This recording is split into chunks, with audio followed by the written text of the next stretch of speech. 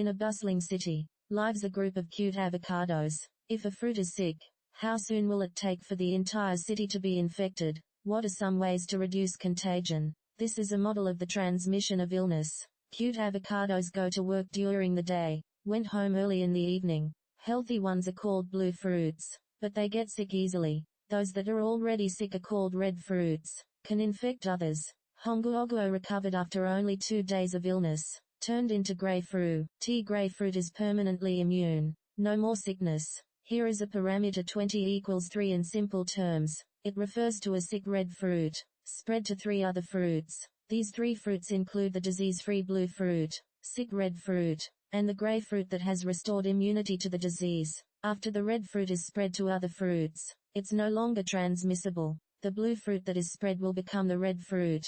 Keep spreading. 220 can be considered as the force of dissemination. The greater the 220 value, greater force of dissemination. We then, to perform a simulation of the transmission of the disease, suppose there are 1,000 blueberries in the city. The probability of blue fruit getting sick is 1%.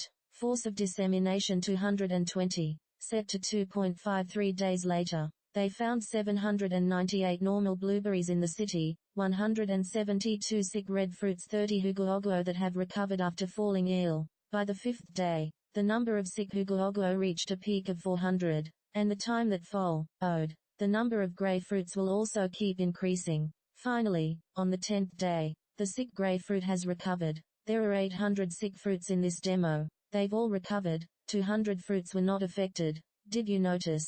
The force of dissemination is critical. When 20 is greater than a temporary illness, fruits are increasing. When 20 is less than 1, sick fruits are falling. Basically won't spread. We then add 2 variables, the length of time of transmission and the total urban population. Force of dissemination 220 is set to 2.5. Continue the simulation for a while. Comparison Figure 1, Figure 2, Figure 3. When the urban population is the same, the shorter the transmission period, the faster the sick fruit disappears. Comparison of Figure 1 and Figure 4. The more people there are, the longer it takes to reach the peak of the number of sick fruits. We then add conditions. When the fruit has a lifespan, how would the outcome be different? Suppose an avocado has a lifespan of 21 days. After an avocado's life ends, a new avocado will be born. Attention, there is a new value 2 here. Represents change over time. The number of healthy blue fruits turning into sick red fruits. Look carefully at the coordinates on the left. As time goes by, when new avocados are added in the city, they can also spread infections and get sick. The number of fruits that eventually became sick. There are waves of alternating peaks.